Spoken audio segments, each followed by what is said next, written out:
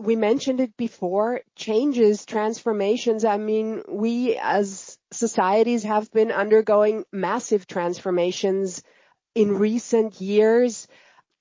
In higher education, what also comes to mind is a stronger focus on mental health in tackling these transformations. Do you witness anything in this field, or do you witness changes in student cohorts or expectations by students?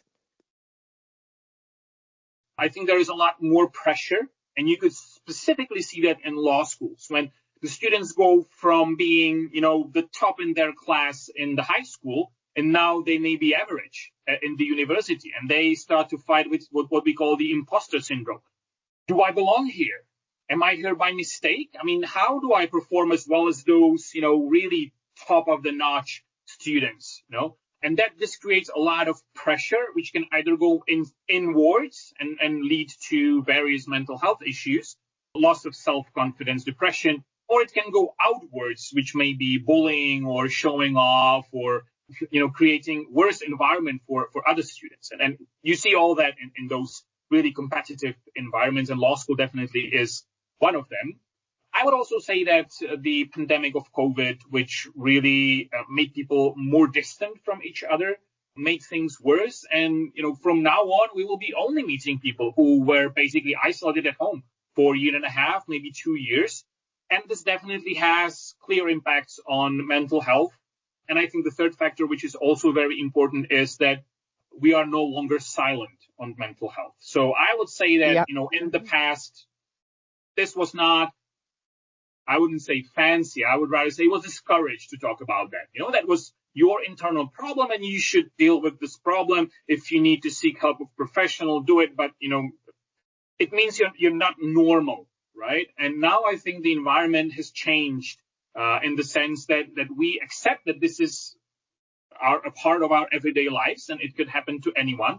And I think, this literally is the most important thing. This really could affect anyone, like, in a second. And that's both physical health, both mental health. And we are realizing it. That, very important metaphor that I want to make here is that when we create legal rules, we should be thinking about them as not being created for somebody else, but creating for me. Because then I create rules which really work. And this is clearly seen, in Nordic countries where they were creating the rules of how to create good conditions for people coming back from maternal leave, back to work, so that it really is encouraging for them to re-engage with the career.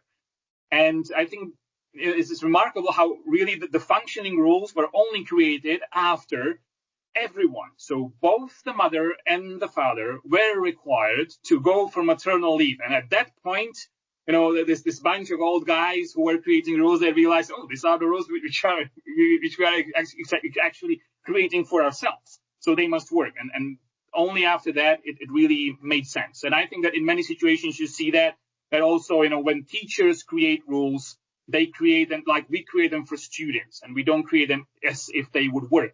And I would ask them, okay, think about these rules as if you create them for your own kids. And then I think a lot of teachers would think about these things really differently. That's a fascinating aspect. Yes, thank you so much, Maxim. You mentioned the role of belonging with regard to mental health, but also with regard to student success or dropout, or how students are faring and are feeling in their higher education experience. Getting back to Vincent Tinto's dropout model, he more or less very much abbreviated, mused that one part of dropout is academic, intellectual ability to learn. Like, it's just too difficult academically would be the first part. The second part would be choice of study program. I just chose something that is not aligned with my educational goals. And the third part, reason for dropout, would be a lacking sense of belonging or lacking social and academic integration. If you look at these three, what do you think is most important, why and how? First of all, I would say that there is one thing which is missing in my perspective, And these are external factors. So because I'm Vice Dean for Education, I'm dealing with individual student files and situations every day. And what you see that whenever, and I would really say that that's 100% of the time, whenever the student is not doing well in their studies, academically, I mean, so not passing the courses and so on, you always see that there are external factors which are at the core of this. Yep. It may be family issues, health issues, because of the work. Just imagine how many students are working today, and not just like working weekends, but regular work. Aside from studying at the university, I mean, from my generation, I remember maybe 5% of people doing that. Now it's 80% maybe. How much pressure that creates. I can appreciate it, but you see that these external factors, which we are unable as universities, we are unable to account for and accommodate for, also are very important factor. And I think they are all interconnected. So I'm not, after school, I'm not going to hang out with my, buddies here from my class, but I need to go to work. That's where I miss, some important materials. Maybe they don't remind me about the assignment that's coming. So then I fail a course. So, and it's not because that I wouldn't be able to keep up in terms of how am I equipped to pass the program, but that's just because I didn't pay too much attention or I didn't have time. That's not that I don't have and I'm not able to develop the competences. That's the point. And this is how, from the external factors, I lose the sense of belonging. That's why I do not keep up academically. And in the end, yes, I believe there is, to some extent, the wrong choice of the program, which again may be to some extent influenced by the external factors. Like if you have to pay for the university, you choose more carefully. If you don't need to pay, then you may be more prone to just trying out what works for me. At the same time, I would say that in every study program, you can learn new things and very useful things. So it's sometimes very difficult to know, but I'm okay with this. And usually this is what the students will learn in the first semester or two and go and choose a different field of study. But I think that these specifically three areas, which are really connected together, they are the source of the later dropout. Yeah, that's very interesting. I really bravo to underlining the role of external factors, working students with not sufficient financial means. I mean, we've seen it in various surveys that they are struggling the most, and that these factors are interdependent, that a sense of belonging cannot be established as easily if you have to go to work afterwards. Also very important. Like from the institutional perspective, is there something universities can do to help, for example, working students or also international students? Do you maybe have any good practice examples in that field?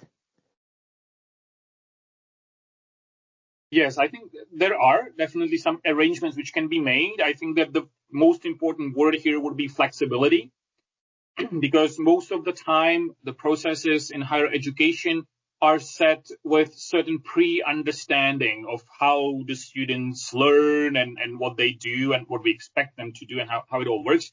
I think that the key point here is that what we should really care about are learning outcomes.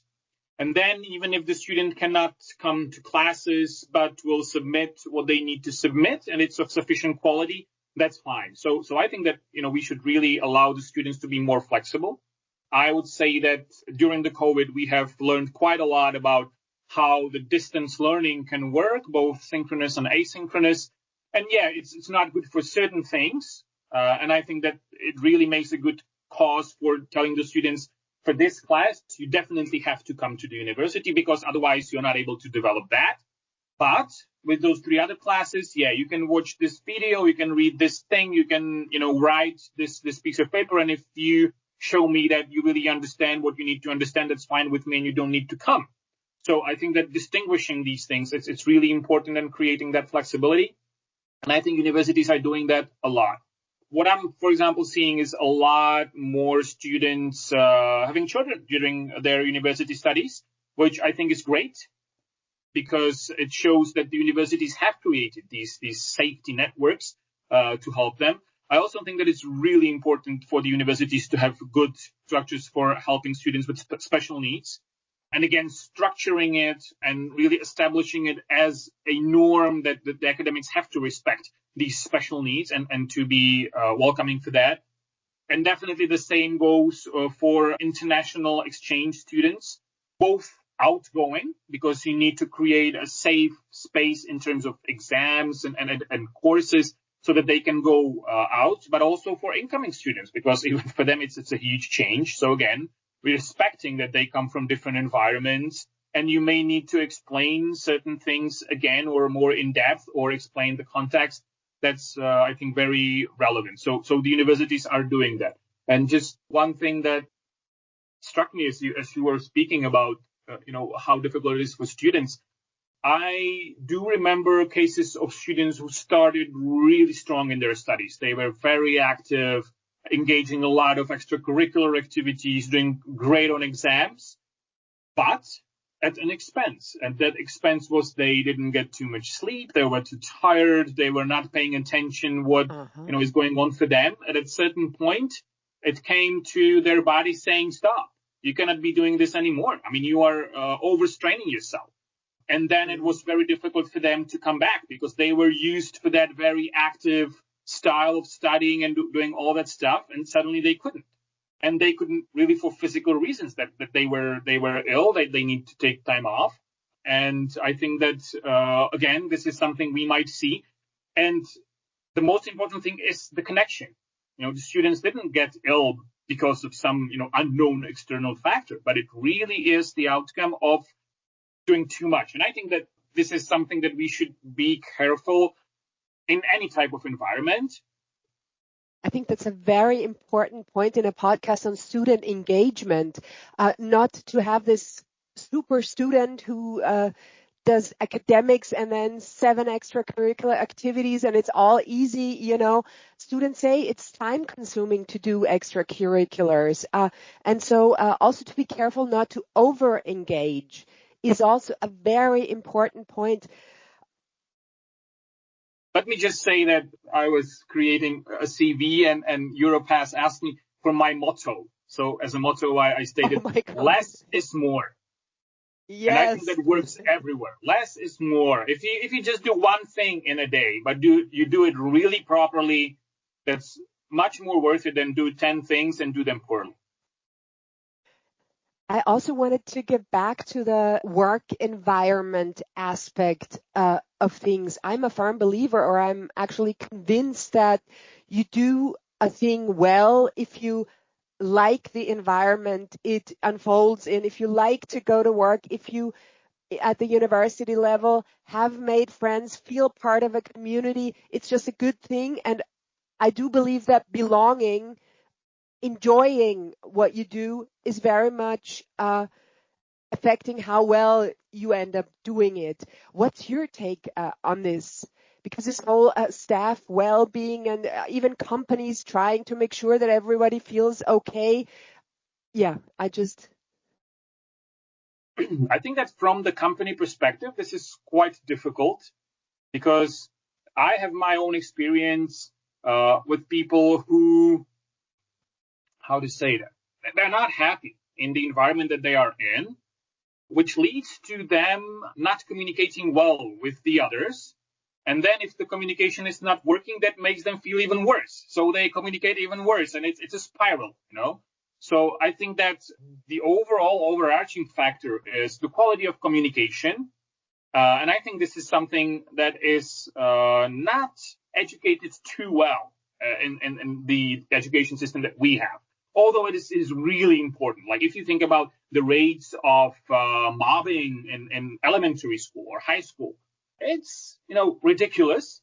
But at the same time, I think a very important part of all that is lack of or very poor type of communication. And I think that working on that communication and developing some basic attitudes, like human attitudes of how do we behave to each other is really important. And I think that, we really don't do it too well. And then you can see it in the work environment as well.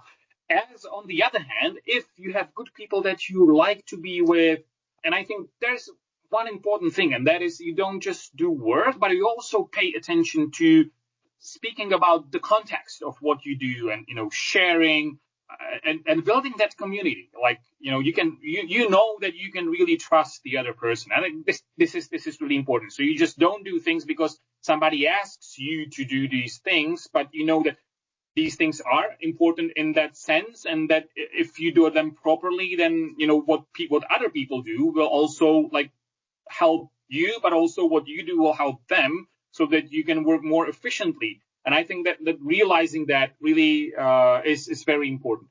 Now, there are also some institutional strategies that can be used to do that. And recently we talked about that in our peer coaching group, which happened last week or 2 weeks ago. And that is, for example, scheduling the meetings only for 45 minutes so that you have 15 minutes afterwards for this, small talk, or for dealing with things which are not exactly some part of your workload today, but actually that is the 15 minutes that will allow you to work on the community building. So I think that may be one of them, to encourage this, or to encourage, people going for lunch together and not, just taking some salad and staring into your computer screen for those 30 minutes, but really spend it to communicate with people. That also is very worthwhile. And then I think that what we did in terms of the peer coaching group, that is also good. Like people who deal with similar things, provide them with time that they can really invest in sharing the best practices, talking about things. Because I think that very often the issue is that you are investing maybe 3 or 4 hours into resolving a problem on your own. That if you ask a colleague from a different university, they would tell you, yeah, we did this last year, and this is the strategy that worked for us. And maybe it's not the strategy that you would, right away use, but at least it can tell you, yeah, this works for us, this doesn't. So I take over this part, and I have to think about only not the whole problem, but maybe just 30% of it, and spend maybe and save in this way maybe 3 hours. So having these networks, I think, is really important. And as I said, I'm in these networks which are related to clinical legal education. And I have to say that I have, over the course of years, learned so many new teaching methods, teaching activities. And, the good thing is it's not something that you read in the book, but actually you have the actual person who has the experience of doing that demonstrated to you. So you are in the role of students, you know what it means for the student. You also can observe the people who has the skill and the experience of doing that, how you do it, and then obviously you can reproduce it in much better shape than if just reading the book. Plus, the great thing is, if you ask any of those people if you can use that or that material or the teaching method, they would say, yeah, please go ahead. It's not our intellectual property or anything, and definitely go ahead and use that, because that multiplies the effect of what we've done. So I think this helpfulness and kindness is also very important.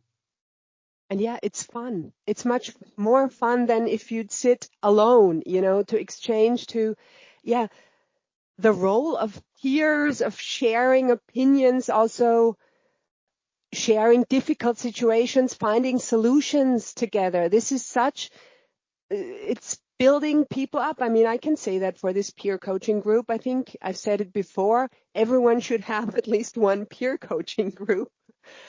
So yeah. Exactly. And then work and then learning also becomes fun in a way. Yes. At least to me.